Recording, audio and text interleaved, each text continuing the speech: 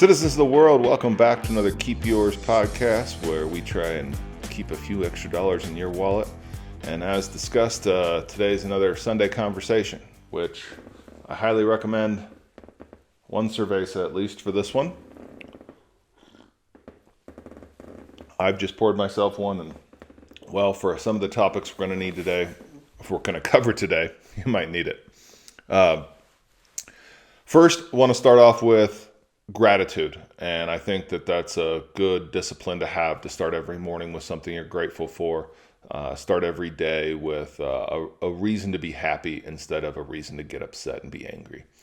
There's obviously a lot of turmoil in the world today, and being that it's Valentine's Day today, my gratitude goes out to my wife, who I won't say eternally grateful to, but definitely in this world I am grateful to. She is my rock and my anchor that allows me to go off on all of these tangents that I feel are important, not just to share with myself, because some of this is just therapy for me. Some of the things I'm going to talk about today are therapy for me, just getting to discuss it and getting them out there on the table and just talking out loud about them, because so many of them are so frustrating.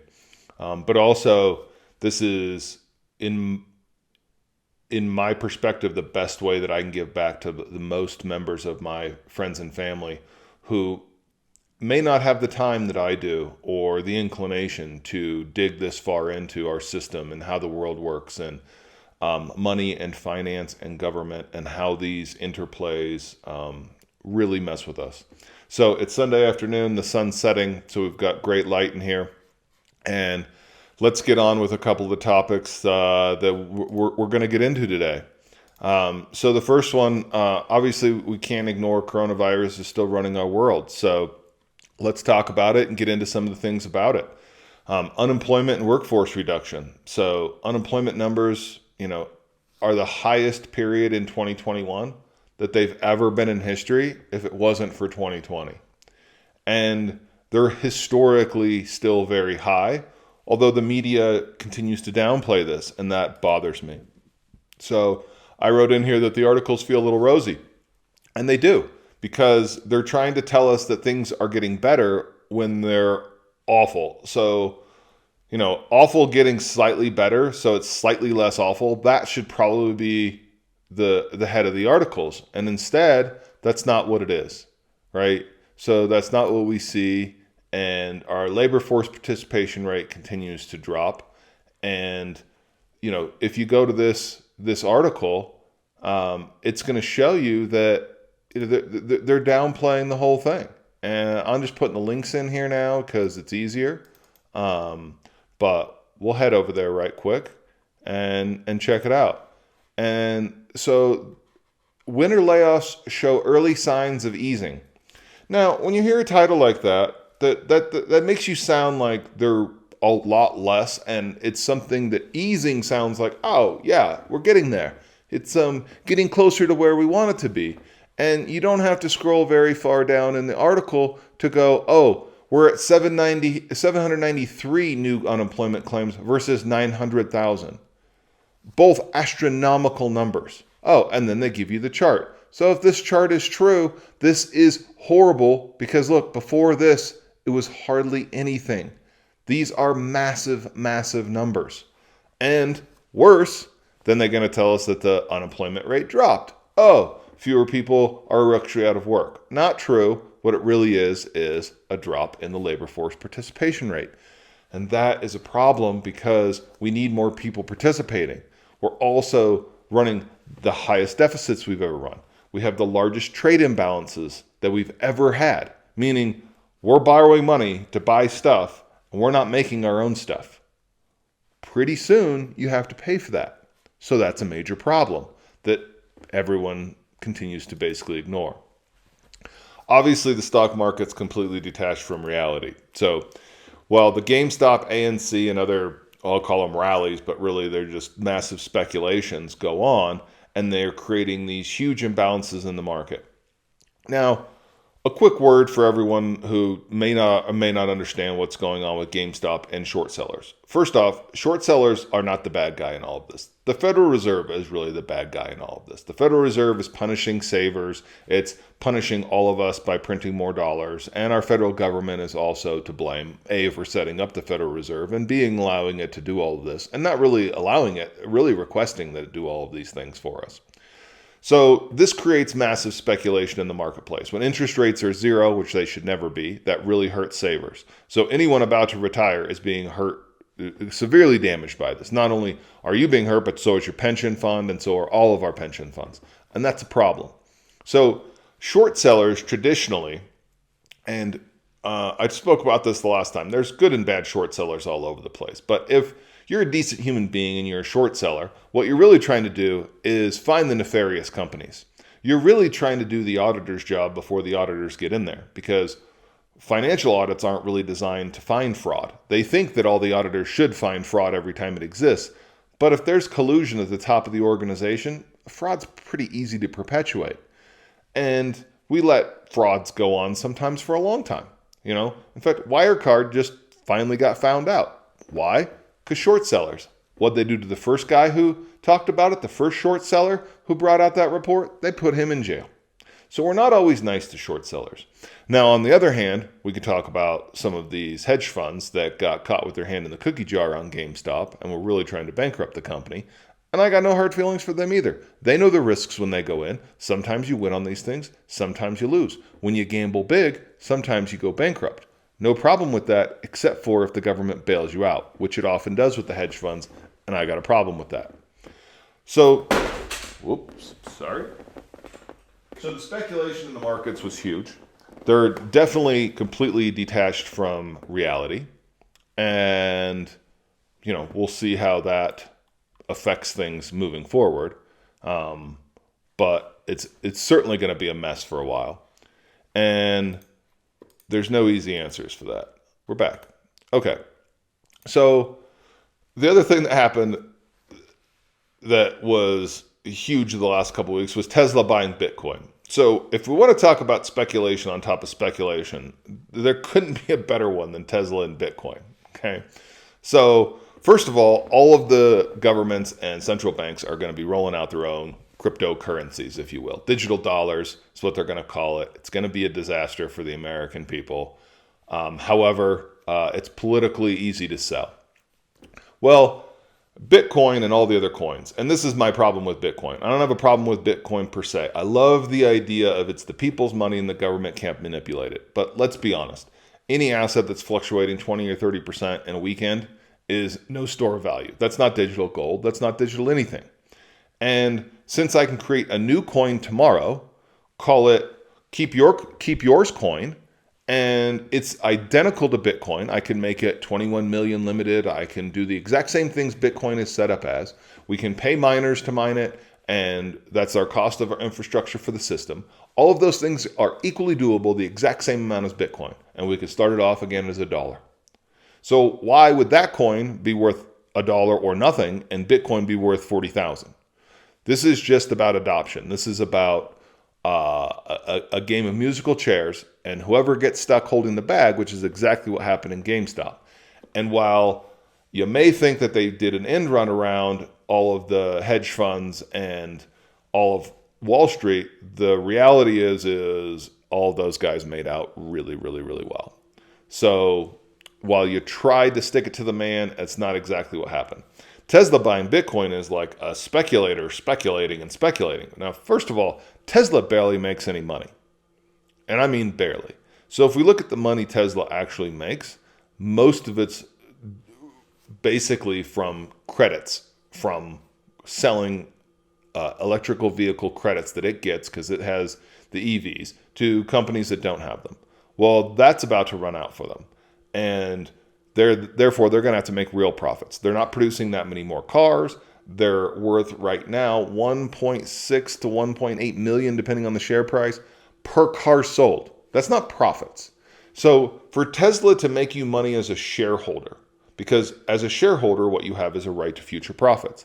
Its profits are going to need to go astronomical for the next 2 centuries just for you to be able to get your money back. Now, that doesn't mean you can't make money in Tesla, because if somebody else is willing to pay you more for your Tesla stock, i.e. speculation, you can still make more. But as soon as people decide they're not going to pay more, which will happen, that stock will plummet, and so will the value of Bitcoin. That's my prediction. I could be wrong. Again, don't take anything I say as financial advice. I'm just a guy talking to you from his office who does a little bit of understanding of money and how the system works. But take that for what it's worth.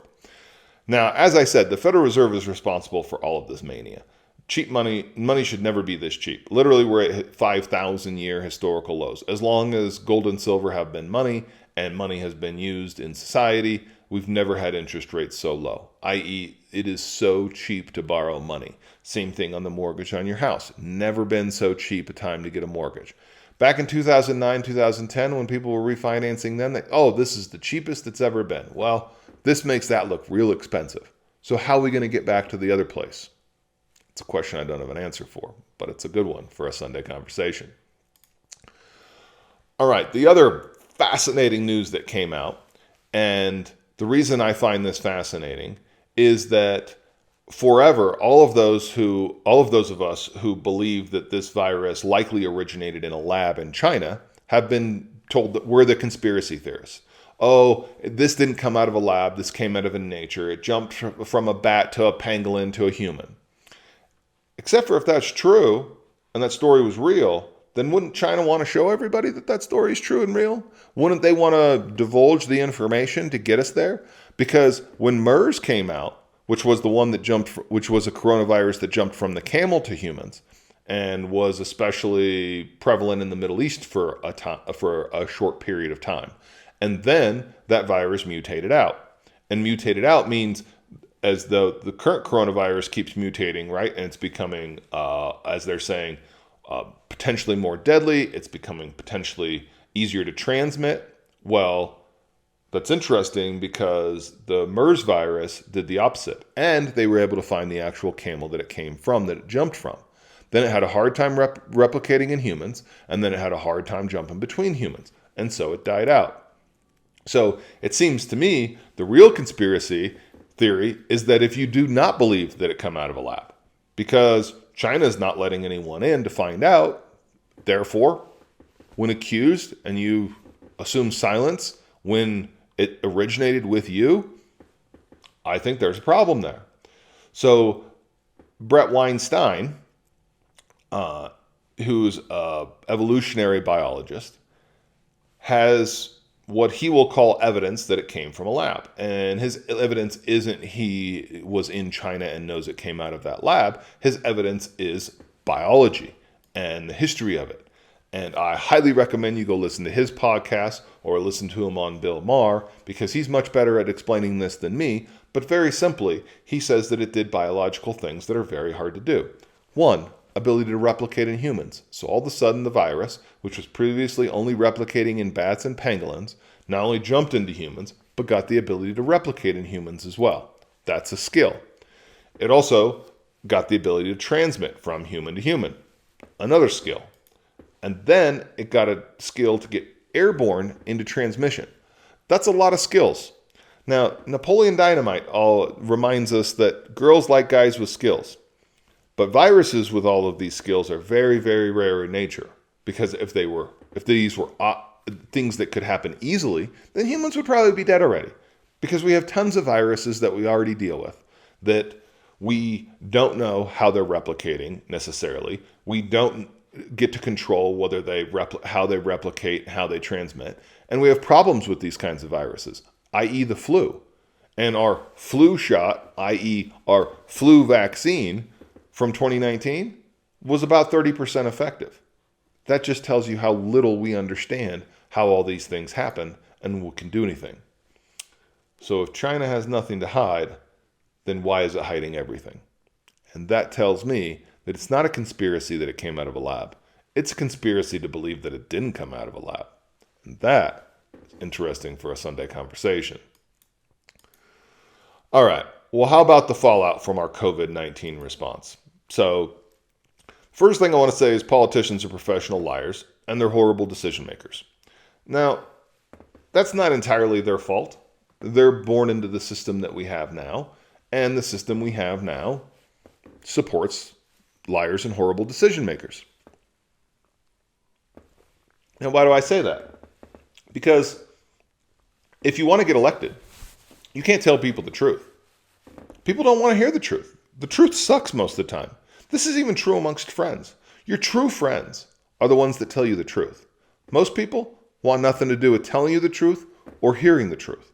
I know this because this is one of my roles in society. I am a truth teller. My job is to challenge what people say, ask questions, and try and get to the truth, and then tell people the truth, whether or not they want to hear it or not. It's not my prerogative to try and incite people necessarily or make anyone upset about their opinion. I just want to get to the facts and have a discussion around things. And politicians don't want to do that. They want to tell you what they think you want to hear, and they will adjust it as necessary. This is one of the reasons Hillary Clinton didn't get elected 4 years ago and Donald Trump did. Because everyone got tired of Hillary Trump placating to them and lying to them about shit that she didn't even need to lie about. Like hot sauce, for example. Okay, anyone who likes hot sauce, and I mean likes hot sauce, is not into Tabasco. Tabasco is like the Bud Light of hot sauce. It's not really hot sauce, just like Bud Light's not really beer. Now, if there's nothing else around, will it do? I suppose, but it's not good. And it's certainly not you're going to carry around in your purse. Good. No, if you're going to do that, you should have some custom hot sauce. So if you're going to tell the lie, at least be good at telling it. I mean, it's not that hard. Get somebody to get you some custom hot sauce. Even if you don't like that shit, it doesn't matter. Just get it. And then you have some, oh, look, I'm supporting small businesses and hot sauce because I love hot sauce. Instead of your lie, you're going to pull Tabasco out. It's a lazy lie. And people don't like that.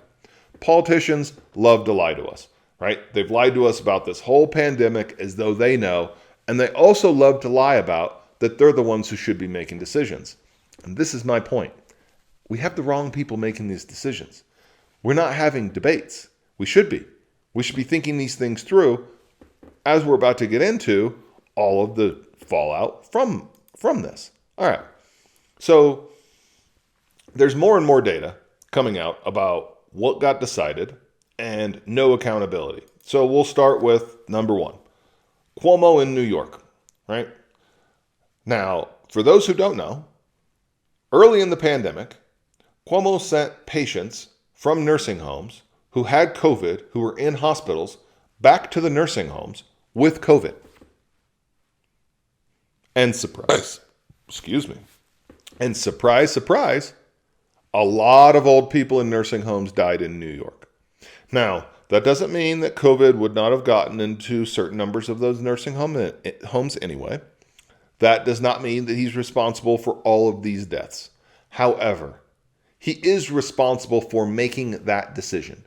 And instead of saying, I made that decision and I'm sorry I made the wrong decision, no, it's your responsibility. Cuomo hides behind, well, it was CDC guidelines at the time. Yeah, but it was bad policy. You had a ship in New York Harbor that you barely put a person on. Why not put all the old people on that ship together? There could have been other things that could have been done. But you have to admit responsibility when you make a bad decision. Okay? That's just the way that it is.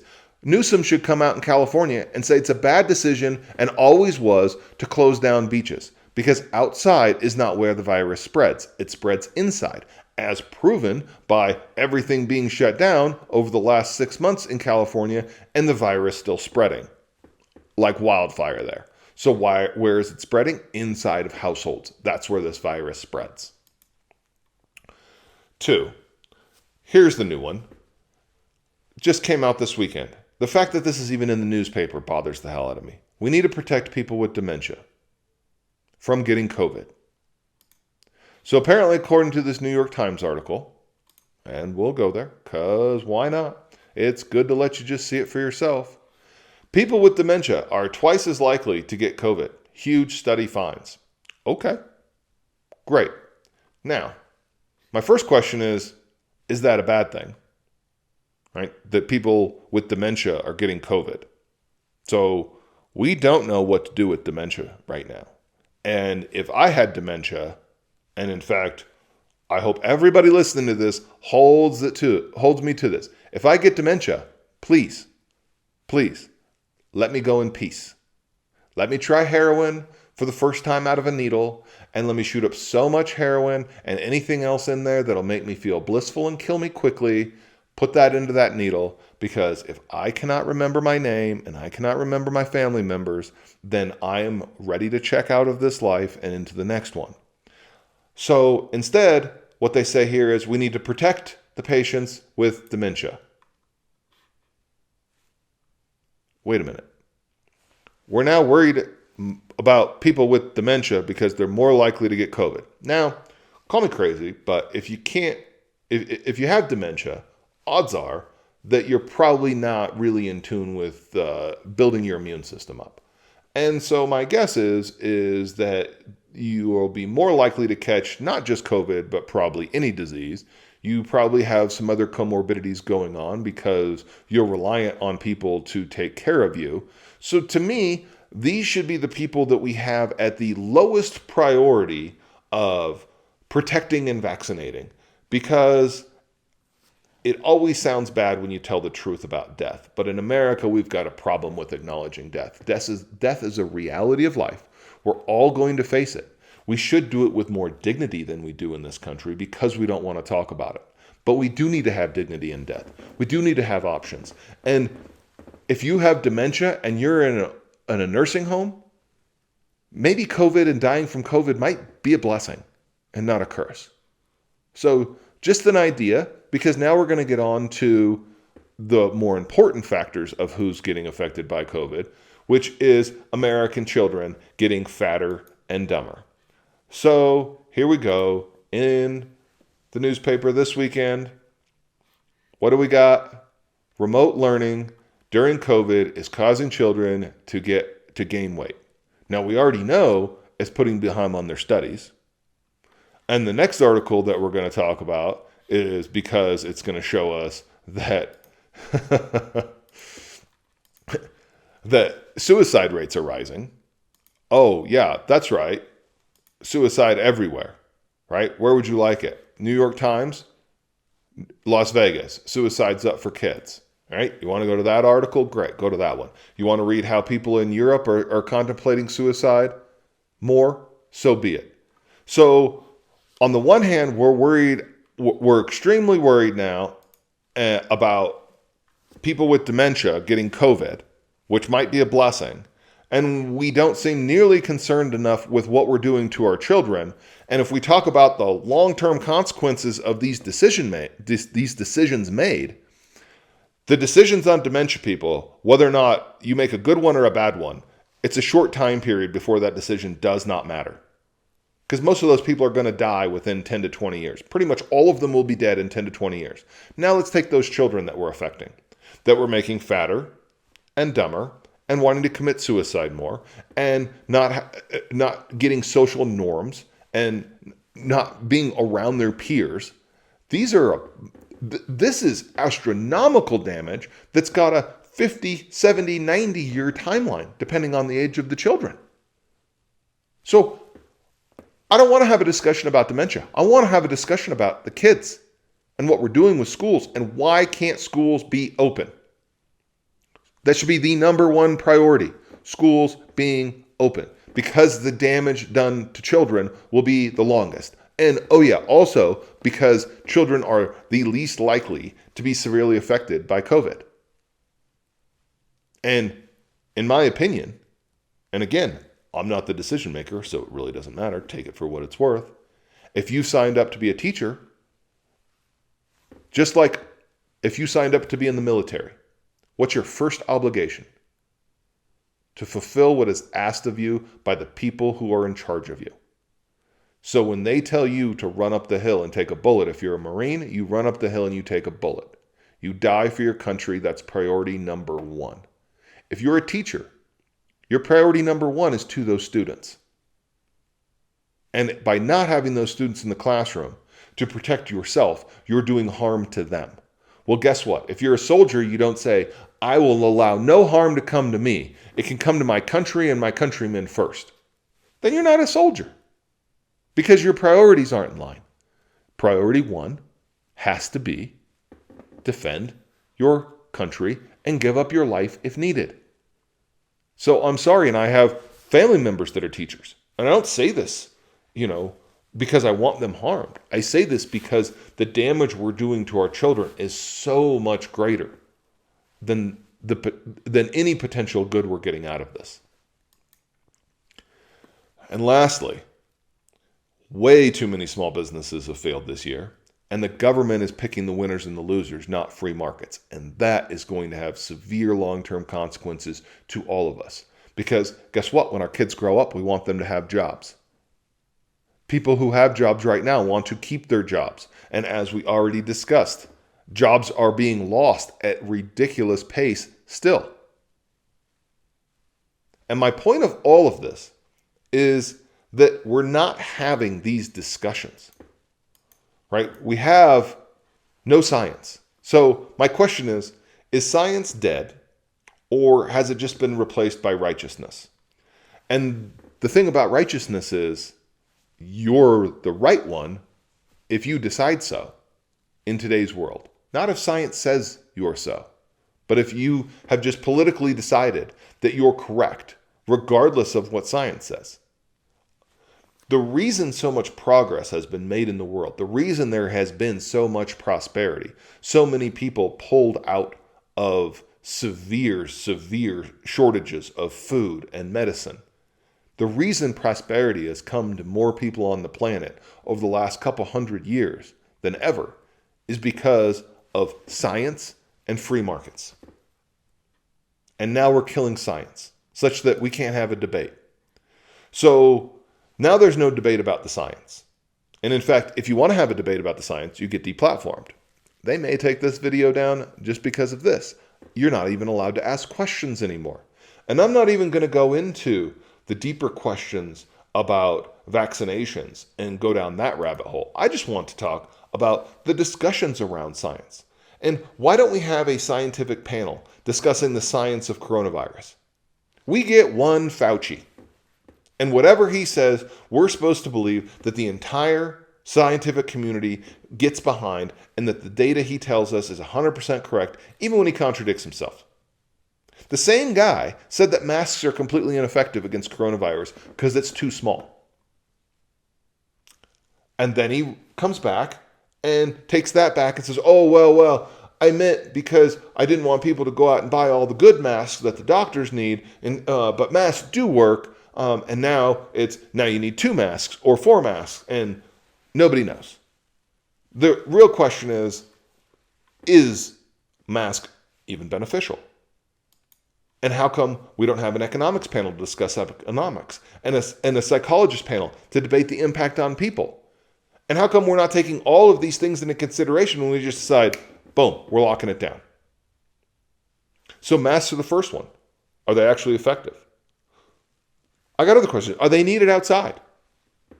Because the science that I've read said that the sun kills the coronavirus, so it doesn't exist outside. So the safest place to be is actually outdoors, where we try and prevent more and more people from coming by locking everything down and shoving them in their homes. What is the long-term impact on students being stuck at home?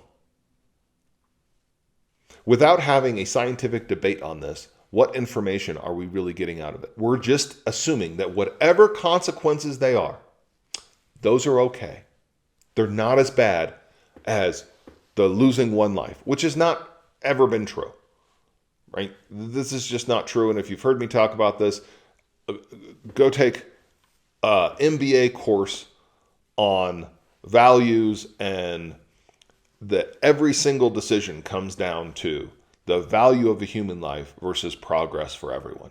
Because if no one's allowed to die, then there is no vaccines. Because people died in the making of those vaccines.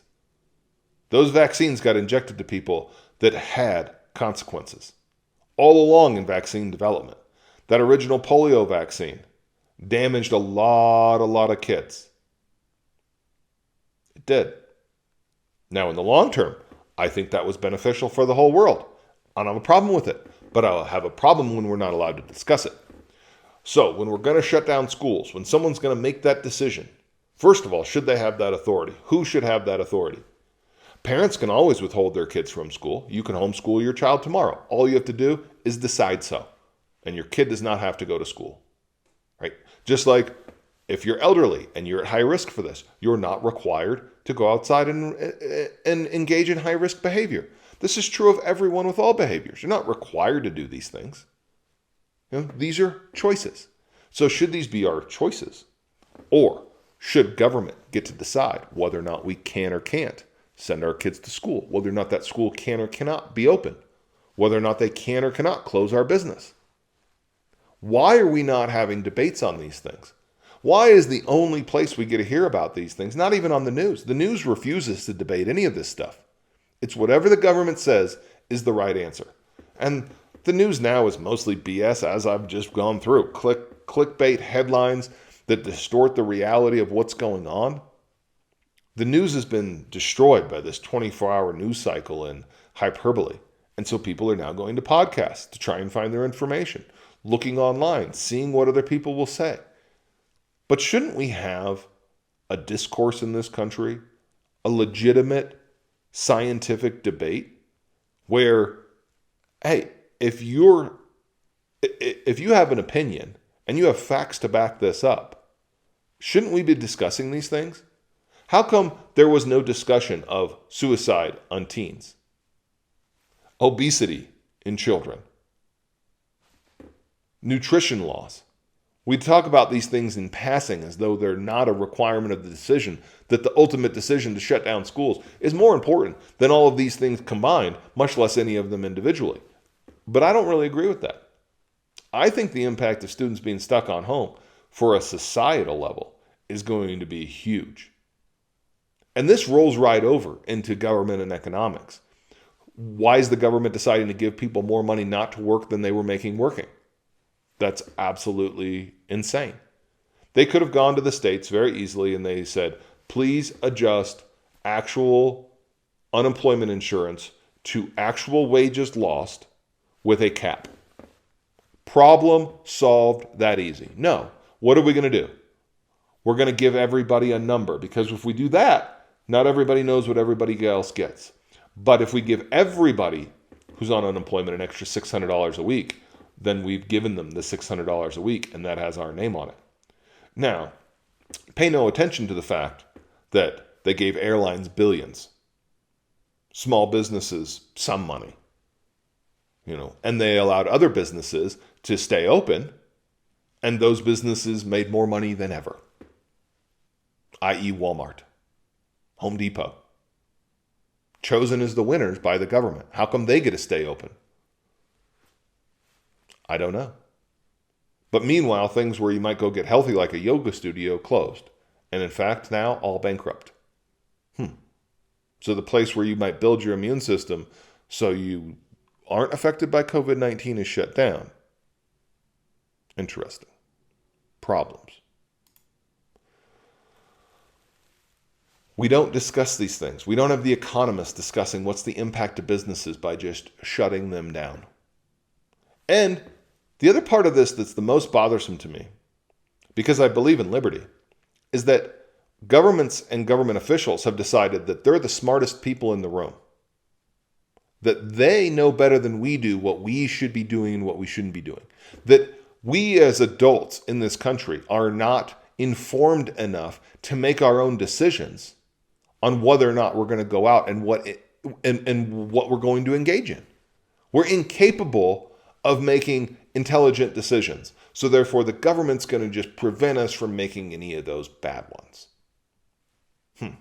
What could go wrong with that?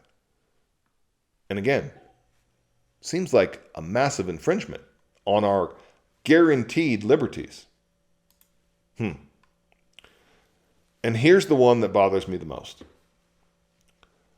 Every day, the New York Times is going to tell us how many people died from COVID. But it's not going to tell us how many people died from everything else. And therefore, the number lacks context. Because if we look at the CDC report that they took down very, very quickly, that it said the number of people getting COVID dying from it with no other comorbidities, i.e. healthy people dying from COVID, was super low. And therefore, most people were not at risk. Well, that didn't support governments locking things down. So what did they do? They pulled the report immediately and said, well, it's not really fair to address comorbidities, and then they get something new. 100% it is. 100%. It is intelligent to talk about comorbidities. It is intelligent to talk about how many people die every day. And most people are stunned. And they wouldn't even want to, they think I'm lying to them when I tell them that 8,000 people in America die every day. It just doesn't seem real. It seems like too many. That's like 3 million people. Big deal.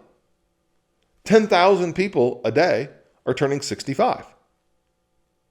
That sounds astronomical until you just do the math. Okay, multiply that times 10,000. Oh, 3.6 million people for the year. Huh. Yeah, baby boomers, big group. Seems reasonable. And then you go, oh, 10,000 people a day just sounds like a crazy number because it's like a whole stadium full of people turning 65. Yeah, every day. And it's going to happen for the next decade. So get used to it. In fact, it might be more people pretty soon. That's just the average, right? So we don't have these averages. How many people are really dying every day? Because if we know how many people are dying every day, then we could talk about, oh, how many more people are dying than died last year? At the end of all of these debates that we really should be having about science, about economics, about psychology, about physiology, about the impacts, there are trade-offs in our decisions. I understand that completely. And I'm not saying that at every step along the way that everything that government has done and everything they've decided is bad or is a poor decision. But what I am saying is the transparency and the responsibility around those decisions has not been good. And they don't want to take responsibility when they're wrong. So maybe they shouldn't be making that decision to begin with. And maybe they shouldn't have the power to do it. But what I saw over the past year is the politicians giddy with power. Happy to have it.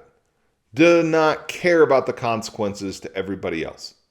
Whether that's Nancy Pelosi going to a salon while they're shut down because she needs her hair done, when we all know she's money rich enough to go have someone come to her house.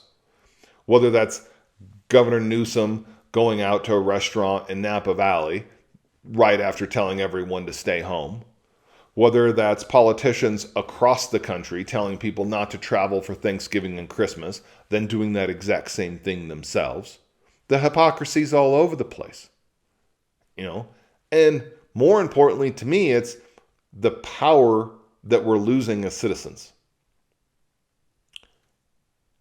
2001, everyone remembers 9/11 as this event that the government used to take away more of our liberties than was imaginable. They even had the nerve to call it the Patriot Act. What's more alarming is a lot of those politicians are still around. And they took away our rights. And Edward Snowden, in my mind, came out as a patriot and said, hey, the government is doing illegal things. And instead of the government having to say, we did illegal things, we're going to stop doing them, and we're sorry for doing them, and we're going to find out how that happened, and we're going to punish the people who did it, they punished Edward Snowden. And they want to try him as a traitor. But no one responsible for actually engaging in the actual criminal behavior ever brought up on any charges. No responsibility whatsoever for the taking away of our liberties. It'll be the same thing this time around with businesses. If a government requires your business to shut down and you go out of business, how is that not a taking by the takings clause as though they took your physical property? If they came and snatched the money out of your bank account, that's a taking. If they came and take your land and your property, that's a taking. Those things are illegal. Shutting down your business is also a taking. Now, saying it must be done under the guise of, a virus is a story. That doesn't necessarily mean it's a reality, right? And the government gets to decide these things. Why? Why are we giving them this power? Why do we not at least have a scientific debate about it? We want our presidents to debate, even though they don't actually debate. They have to turn the microphones off so they can get these two clowns to talk to each other civilly. But I would like to see scientific debates on both sides of the argument. We do this in finance all the time. People are nice enough to get together and debate the merits of Bitcoin or not, to debate the merits of gold or not, to debate whatever topic there is. We can debate it. We can have a discussion around it. We can treat each other civilly. A disagreement in an idea does not mean people should be deplatformed and lose their liberty. And in fact, in many cases, it is what leads to the best decision making. But instead, we want to hear part of it, part of the discourse. That's disconcerting to me. Very much disconcerting. So the other part is, should government get to decide these things, or should we as the citizenry decide, look, it's this country is of us, by us, and for us. That's what the Constitution says. So therefore, I should get to decide if I want to go to a yoga studio during the age of COVID. I can decide for myself as an adult what my risk factor is, what my family risk factor is. The government's going to decide that I and everyone else has to have no risk factors. Well, then we can't even live our lives. Then there's no food. Because I tell you what, if you tell a farmer that he's got that does farming on his own land, that's responsible for his own food, and that's how he feeds himself, and you tell that guy you got to stay inside because you might get coronavirus, so you're not allowed to farm your land. So he's supposed to starve himself. That makes no sense. And sounds not only unconstitutional, but just bad idea in general. So instead of having these scientific debates and letting the science speak for itself and letting multiple scientists with different opinions come on and discuss them for fear that the American people might be misinformed, instead, we tell everybody one story and one story only. And most of the time it seems like that side seems to be a political side. And that's not the right answer. And no debate means none of us get a further understanding of what's going on. We're just told things. And for those like me, who were born into this world to ask lots of questions, that's a problem. Because when there's not answers for those questions, then I don't trust the people making those decisions. It also takes away the nuance of understanding, that circumstance plays into it. Oh, well, maybe we're going to shut down the yoga studio. However, yoga and physical exercise is very important. So we're going to figure out what that distancing can be, and we're going to give yoga studios space, whether it be in parking lots or in parks or somewhere out in the world where we can make this acceptable, where we're going to give people somewhere to go. You're going to shut down the gym, but give people no place to go work out. The answer is stay home. That's not good. That's not good for people's physiology. There could be different ways to do schools, indoors and outdoors. I don't know all the answers, but I do know we're not having these debates, and that bothers me greatly. Because we're not getting any additional understanding of why the government's making these decisions and where they might be wrong and where they're going to be corrected. Because as a business owner, I'm expected to make decisions all the time. Now, it's one of the hardest things about being an entrepreneur. And the real lesson in decision making is that you want to make decisions very quickly. And you want to make decisions very quickly, not because you know that you're right. It's because actually it's the opposite. You know that you're probably not right, but you won't find out until you make that decision. And then you'll find out where you went awry because you'll learn. And then once you've learned, you adjust the decision making. It's not because you've made that decision, you have to stick to it. But when you haven't had the internal discussion about it, you haven't had the internal debate about the merits of the reason that you're choosing the current discussion, then nobody understands it. And that makes it harder to follow. And that makes it more likely that it won't succeed, not because of the merits, but because people don't understand what's going on and why. So if you want kids, for example, to not go out and party, then you need to explain to them the whys and the risks that they share. And it maybe if they're not exposing any old people to the virus and to themselves, then hey, go out and spread it amongst all of the youth because, hey, we still need to get to this herd immunity spot. One of the other things that's not been discussed at all as part of this virus cure debate, I heard it once. So I can't say it hasn't been discussed at all. I heard it once. I heard it from a few people early on. But the only place I ever heard it in media was Dr. Rhonda Patrick mentioned it on Joe Rogan's podcast. And she said we should look into viral load. And since then, no one's looked into viral load. And viral load means basically just giving you the virus, but in an amount that if we studied the viral load would be the lowest amount of which you would get a reaction, but probably not get sick. So effectively, the old school vaccine where we're just going to give you a little of the virus, but just done in a very, very simple and basic way. Now, if they did that, there's not a lot of money to be made for pharmaceutical companies. People can decide on their own if they're feeling healthy and go get themselves exposed and understand that that's going to be the window. They could go look at hospital beds. And there's another perfect example of the data where they're not trying to give us any nuance.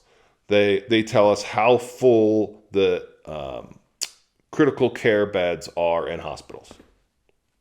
Well, guess what? They're always full. You don't build ICU units in hospitals to have them sitting empty. They're super expensive. So when they tell us that the ICU unit is now 90% full, well, they're not telling you that normally it's 80% full. So actually that means there's 4 more people that are in an ICU unit than were last week. That's not an astronomical increase. Instead, they say it's 90% full, which you think means it went from 0 to 90 all because of COVID. But that's not what happened. That's not what's going on. And this is the no debate, no nuance, no understanding. And this drives me nuts. And we need to understand it. So if there's no accountability afterwards, then to me, these decisions can't be made by them. Because that would never work in the real world. It doesn't work in business. It doesn't work for any organization. If the people are never held accountable to their actions, people aren't going to follow them. They'll just leave that organization. But that's a little harder when we're talking about just leave your country. And make no mistake, a lot of people are looking into that too, because that's what's coming. So here's the last one that got me this week, and this just tells me I might be wasting my time with trying to help the people. 80% of people want stimmies. And I'm adopting the TikTok name for stimulus checks because, well, it's much more fun. I like the cerveza sickness for the coronavirus. I also like the stimmies for the stimulus checks. 80% of people want to get stimulus checks. That is what a recent poll came out and said. 8 out of 10 people, it was actually 78%. I think I just went with the 8 out of 10 and dumped it into 80. 78%, according to the poll, agree that the government should send everybody a stimulus check. This just tells me that we have completely failed at teaching civics across the country at every single level of education. And that means that our free and prosperous society is severely at risk. Because if we don't understand how the government system is supposed to work, if we fail teaching civics and the civic responsibility of the citizen to the freedom that they're being given, then that freedom's going to be gone. And that's what's happening. This is what it is. All of our freedoms are being gone. No one reads the Constitution anymore. The Constitution was designed to keep our government small, limit its ability to make massive changes in our lives. But that gets ignored. It's this big. It's this big. That's it. A couple of pages. That's all you got to read the Constitution of the United States. Really smart people synthesized down what the country was going to stand for and how it should operate into this tiny little document. And more immigrants know more about this document than the average U.S. citizen. I forget what the statistic was. I think I showed it on one of my prior podcasts, but it is a very, very low number of people who can name the three branches of government. It's a very sad thing. There's no free lunch. Our debt to GDP is the highest it's been since World War II. And we didn't just fight a war that needed fighting. We've been fighting a few that don't really need fighting, that we need to stop. We've had a military-industrial complex that's been a problem since World War II. But when will this bill get paid? And why are we adding to it with stimmies? And if we are going to do stimmies, here's an even better question. For everyone out there who supports, and I want a stimulus check, why isn't the government just doing only stimulus checks to citizens? Why is it that the stimulus checks to citizens amount to about a tenth or an eighth or some fractional number of what the actual bill is going to be? They want to spend 1.9 trillion. Oh, the stimulus checks. Yeah, those are about 400 billion. Where's the rest of it going? Got a feeling, got an inclination. Might just be going to people who don't need it. Might just be going to special interest groups who helped people get elected. Might just be going to the industries and the companies that the government's decided they want to win, not let the free market decide. But it gets paid back by all of us. Our government has created most of the problems we're into. And the Federal Reserve might be the worst offender, is the way I'm going to put it. Because if we want to talk about the wealth gap that keeps growing, the Federal Reserve is 100% responsible. If you want to talk about fueling mass speculations in markets, again, the Federal Reserve is 100% responsible. Now, the federal government's thrown on its little piece of we're going to give everybody stimmies so they can go in the market and gamble with them. Why not? Effectively, that's like the casino saying, hey, MGM, we're open and we're going to give you $1,500 when you walk in the door to gamble with. Now, if you walked in with your own $1,500, would you put that all on one of the green dots, of which there's 2, on the roulette board, of which there's, I think, 80 spots? You probably wouldn't, because it's a very low bet. But when you're betting with someone else's money, who cares? And that's what you're starting to see in the markets. Because people going, hey, well, I can either hit the whole thing big and bet the whole $1,500 on one pull of the wheel. Might as well. Because then if I hit it, I'll win $20 million. Who cares if I lose the stimmy money? It's not mine to begin with. But you're wrong. It is yours. It's all of ours. We're all U.S. citizens. It's all our debt. It's all our government that's going to go delinquent. And it's all of us that will have to bear that burden in society. And it's going to be ugly. Which brings me to my last point. And I think I've said this before, and I feel it more now than ever. Everyone wants to label you into a box. What are you, a Democrat? What are you, a Republican? What are you, an independent? What does that mean? Oh, you must be one of those libertarians. All things as though no matter which one of it, none of them are good enough. How about I'm a citizen of the United States of America who reads the Constitution? And that makes me a man without a country because no one wants to live by this little Constitution. No one wants to understand that prosperity is not brought about by governments making decisions. In fact, they're really bad about it, and almost all the problems we have are because of it. It's brought about by free markets. It's brought about by rewards for effort that make me get up on Sunday and go work on the weekends. If I got paid the same as everybody else, I would not be working on Sunday. I would not be working harder than anyone else because we'd all have exactly the same. While that sounds good, that I promise you, that's horrible for everybody. It also means the government's allocating resources. So the government gets to decide where money's invested and where it's not. Oh, because their track record's really good. They also get to decide, oh, well, people may not want that, but who cares? That's what they get anyway. Or there's no creative destruction. The beauty of free markets, the actual thing that makes them work, is creative destruction. It means that when resources are misallocated, when ideas are not accepted by the general public, i.e. there's no sales and there's no profits, that these companies go bankrupt and the people go work for somebody else doing more productive things, and those assets get redistributed. And those assets get bought by other people who do more meaningful things with them, that do make money and do increase prosperity for everyone. And that's the free market at work, not the government coming in and shutting everybody down, telling you can't have a business open anymore because they decided it so. Meanwhile, the guy across the street can, because somebody decided so. Maybe they shouldn't have that power to decide. That's my point. Maybe we should be having some scientific discussions in this country. Maybe we should be listening to scientists on both sides, not assuming that one guy has a monopoly on information. Even Einstein got politicized. There was one guy who didn't want to give Einstein any of the awards. And he prevented him from getting quite a few. If Einstein's got problems, what the hell chance do I have? Well, as I said, you need a drink for this one.